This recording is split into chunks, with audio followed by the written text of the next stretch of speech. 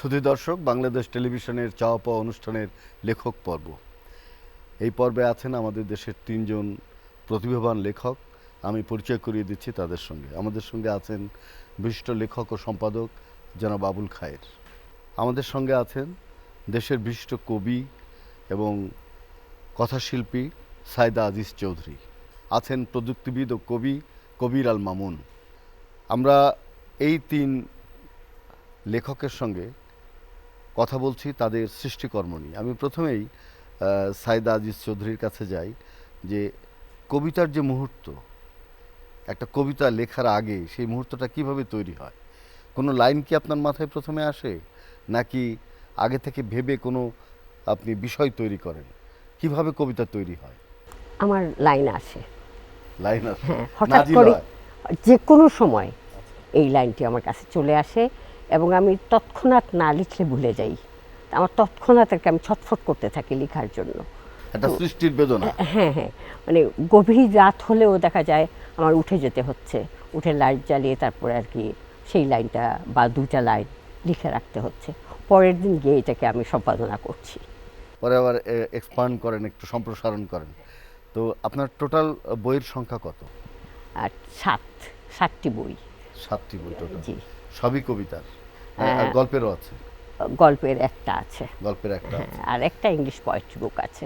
আচ্ছা, আবার আপনার কাছে আসবো। কবির আল মামুন, আপনি গানও লেখেন। আপনার গান অনেকগুলো বেশ বিখ্যাত হয়েছে আমি জানি। কিন্তু প্রযুক্তি নিয়ে যে আপনি কাজ শুরু করেছেন, একজন লেখক গীতিকবি যখন প্রযুক্তি নিয়ে কাজ শুরু করে তার পেছনে একটা বিজ্ঞান চিন্তা আছে। এই চিন্তাটা আপনার মাথায় কেন এলো? আমি আসলে কম্পিউটার বিজ্ঞানের লোক আর সফটওয়্যার নিয়ে কাজ করি। এই জন্য সবসময় যেহেতু কম্পিউটার বিজ্ঞানের কাজের ভিতরেই থাকি, এজন্য আমার কবিতা এবং গল্পের পাশাপাশি এই প্রযুক্তি নিয়ে আমার লেখালেখির একটা ঝোঁক সৃষ্টি হয়েছে। আপনার এই বইটি আমাদের কি কাজে লাগবে বলে আপনি মনে করেন? আমার এই বইটি মূলত যারা প্রজেক্ট ম্যানেজমেন্ট শিখতে চায়, বলা চলে যারা সদ্য গ্র্যাজুয়েট বা যারা শিখতে চায় তাদের জন্য এই বইটা কাজে লাগবে, খুবই কাজে লাগবে। প্রযুক্তি নিয়ে তারা জানতে পারবে, প্লাস পাশাপাশি প্রজেক্ট ম্যানেজমেন্ট নিয়ে এই বইয়ের মাধ্যমে জানতে পারবে। আমাদের দেশের তরুণ সমাজ প্রযুক্তিতে কতটা এগিয়েছে বলে আপনি মনে করেন?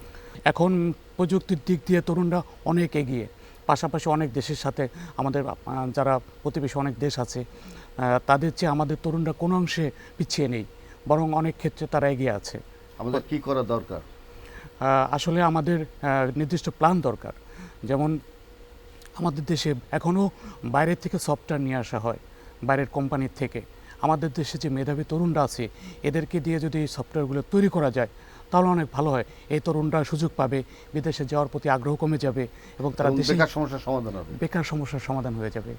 আপনার একটি কবিতা যদি আপনি ছোট্ট করে আমাদের শোনান।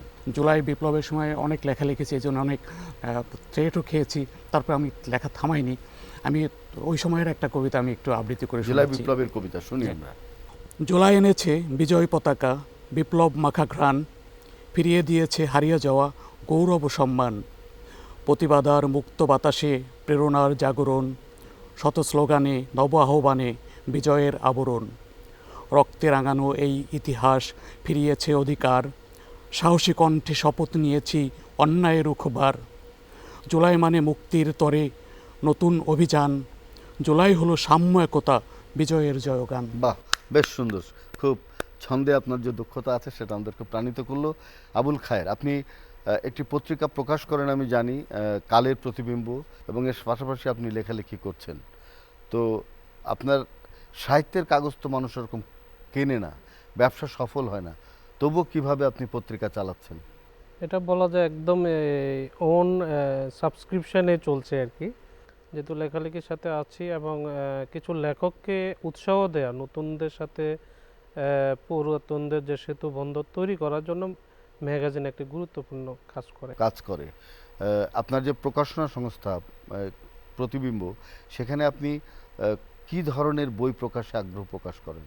প্রতিবিম্ব প্রকাশে মূলত আমরা গবেষণাধর্মী বইগুলি বেশি প্রাধান্য দিয়ে থাকি। বিদেশি অনুবাদ দুইটাই ভালো চলে মোটামুটি। আপনি বলছিলেন যে জুলাই বিপ্লব নিয়ে আপনি একটি কাজ করছেন। 24-এর গণ অভ্যুত্থান বইটির নাম এটাই দিয়েছি। এটা শুরু থেকে একেবারে 5 তারিখ পর্যন্ত যে ঘটনাগুলো ঘটেছে, পাশাপাশি অন্য দেশের বিভিন্ন দেশে বিপ্লবের সাথে বাংলাদেশের যে বিপ্লব হয়েছে সেটাকে আমি একটা কম্পারিজন পাশাপাশি দাঁড় করিয়ে চেষ্টা করেছি। এটাকে আসলে বিপ্লব নাকি গণ অভ্যুত্থান। আপনার নিজের লেখা বই কয়টি?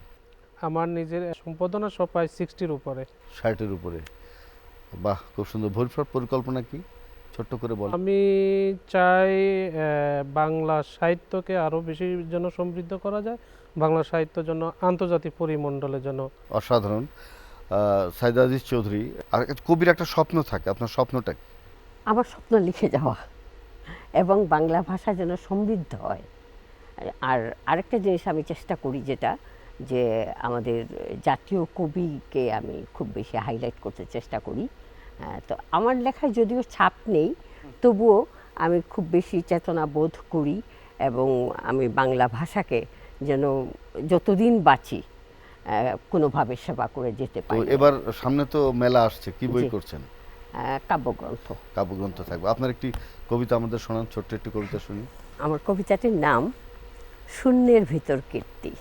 আমি এক উদ্ধত কাব্য অভিমান, চর্যাপদ থেকে রবীন্দ্র নজরুল লস্কর বাহিনীর অভিযান, গ্রহণ লাগা অন্ধকারে আলোর অভিসার, অনন্ত সৃষ্টির ধোঁয়াশায় স্বচ্ছ ভেন্টিলেটর, আলোর লণ্ঠন হাতে সহস্র বরকত জব্বার, কাব্যের প্রচ্ছদে ঝুলে নক্ষত্র ব্যানার, অস্তিত্ব আমার বর্ণমালার অনিন্দ অঙ্কুর, গতির শিল্পকলায় আমি শব্দের ভাস্কর, লেখনীতে অমর রফিক সালামের রক্ত, অমিত শক্তির আধার বর্ণমালা নীলকান্ত, পড়া স্বপ্নের মিশেলে অস্তিত্বের নির্মাতা, বাসন্তী সুরে বিমূর্ত আকাঙ্ক্ষার উষ্ণতা, প্রকৃতিরই অংশ সুনির্ঝর, মৃত্যু হবে না, শব্দের ইতিহাসে আঁকি প্রবহমান তীব্র বাসনা, ইঙ্গিতে খুলে শব্দের পোশাক, আর্দ্র আবেগ খুলে যায় শিল্পের ভাঁজ, শিহরণে রুদ্র বেগ,